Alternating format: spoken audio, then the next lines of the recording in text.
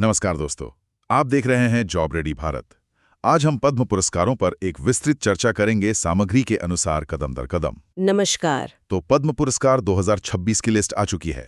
हर साल की तरह इस साल भी 131 नाम हैं। जी 131। कुछ तो बहुत जाने पहचाने हैं, कुछ ऐसे भी हैं जिनके बारे में शायद हम पहली बार सुन रहे होंगे। आज की हमारी बातचीत इसी के इर्द गिर्द घूमेगी। तो चलिए एकदम शुरू से शुरू करते हैं।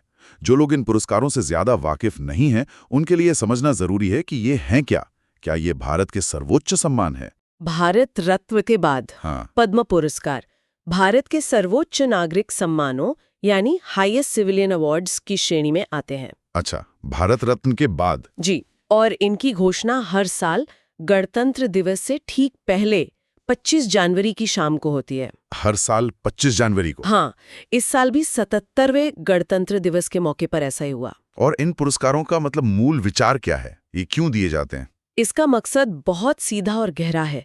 ये उन लोगों को सम्मानित करने के लिए है जिन्होंने अलग अलग क्षेत्रों में, जैसे कला, खेल, विज्ञान, उद्योग, साहित्य, समाज सेवा, हाँ, इन सब में देश के लिए असाधारण काम किया है।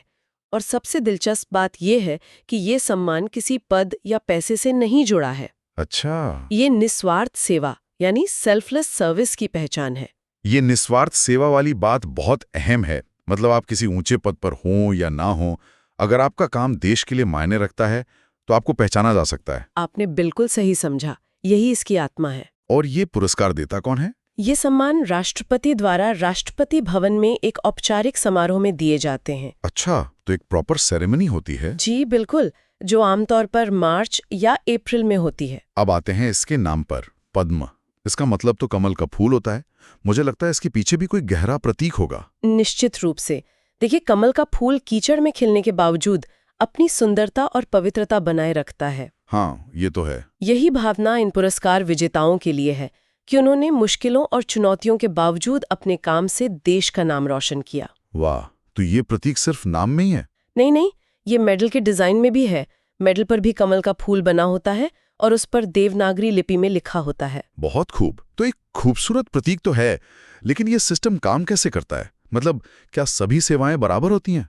नहीं। जैसे एक वैज्ञानिक के योगदान की तुलना एक कलाकार के काम से कैसे की जा सकती है? क्या सिस्टम में से अलग-अलग स्तर पर पहचानने का कोई तरीका है? बहुत अच्छा सवाल है और इसका जवाब है हाँ, तरीका है।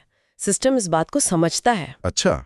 इसीलिए पद्म पुरस्कारों को 3 स्तरों में बांटा गया है, सेवा के प्रभाव और विशिष्टता के आधार पर। तो सबसे ऊपर कौन सा है? सबसे ऊंचा स्तर है पद्म विभूषण। ये असाधारण और विशिष्ट सेवा के लिए दिया जाता है। Exceptional and distinguished service. जी, इसे आप ऐसे समझ सकती हैं कि ये उन लोगों के लिए है जिन्होंने अपने क्षेत्र में कुछ ऐसा किया है जो पीढ़ियों तक याद रखा जाएगा। मतलब ये भारत रत्न के ठीक बाद हुआ? बिल्कुल, ये देश का दूसरा सर्वोच्च नागरिक सम्मान है। ठीक है, असाधारण सेवा।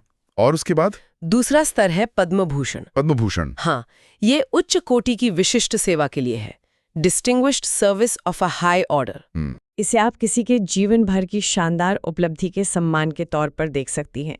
वो अपने क्षेत्र के मास्टर हैं और उन्होंने राष्ट्रीय स्तर पर गहरा प्रभाव डाला है। तो ये तीसरा सर्वोच्च सम्मान हो गया? जी, देश का तीसरा सर्वोच्च सम्मान। और फिर आता है पद्मश्री। हाँ, पद्मश्री किसी भी क्षेत्र में की गई विशिष्ट सेवा मतलब डिस्टिंग्विश्ड सर्विस के लिए दिया जाता है। अच्छा। ये सबसे ज्यादा लोगों को दिया जाने वाला पद्म पुरस्कार है और ये उन लोगों को पहचानता है जिन्होंने अपने अपने क्षेत्र में महत्वपूर्ण योगदान दिया है। तो ये चौथा सर्वोच्च नागरिक सम्मान है? बिल्कुल। इसे याद रखने का एक मजेदार तरीका भी बताया गया है कि नाम जितना बड़ा, पुरस्कार उतना बड़ा। हाँ। विभूषण सबसे बड़ा शब्द, फिर भूषण और आखिर में श्री। ये काफी काम का है। हाँ, ये एक आसान तरीका है इस क्रम को याद रखने का। चलिए अब इस साल के आंकड़ों पर आते हैं।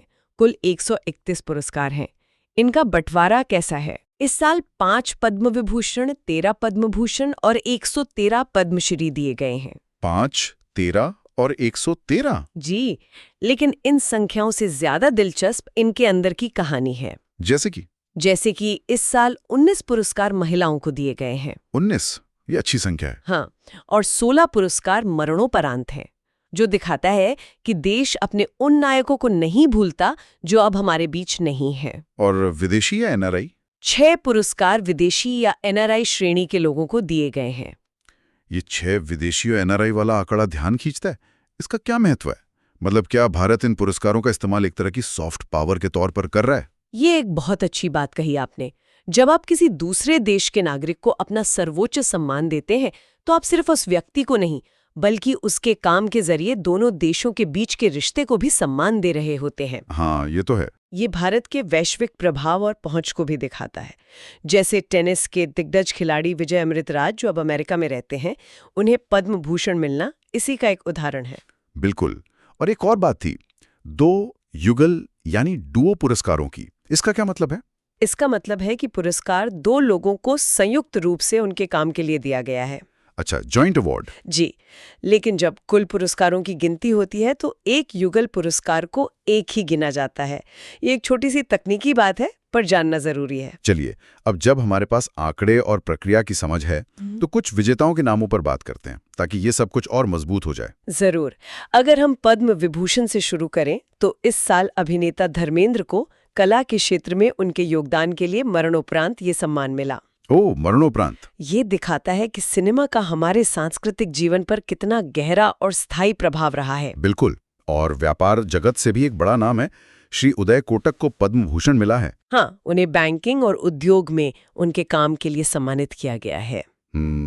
तो ये इस बात को भी रेखांकित करता है कि आर्थिक राष्ट्र निर्माण को भी एक तरह की देश सेवा के रूप में देखा जा रहा है। सही कहा आपने। पब्लिक अफेयर्स के क्षेत्र से भी कुछ बड़े नाम हैं। बिल्कुल।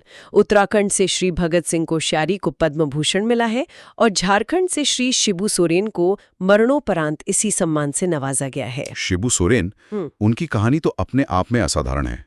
एक आदिवासी नेता के तौर पर जमीन के हक की लड़ाई से शुरुआत करके मुख्यमंत्री बनने तक का सफर। जी, तो उनका सम्मान उस पूरे संघर्ष को पहचान देना है। और खेल जगत में आजकल के सितारे भी हैं, रोहित शर्मा और हरमनप्रीत कौर। हाँ, दोनों को पद्मश्री मिला है। ये दिखाता है कि ये पुरस्कार सिर्फ जीवन भर की उपलब्धियों के लिए ही नहीं है बल्कि मौजूदा समय में अपने शिखर पर मौजूद खिलाड़ियों को भी सम्मानित करते हैं। बिल्कुल। और संगीत की दुनिया से अलका याग्निक को पद्म भूषण मिला है। वाह!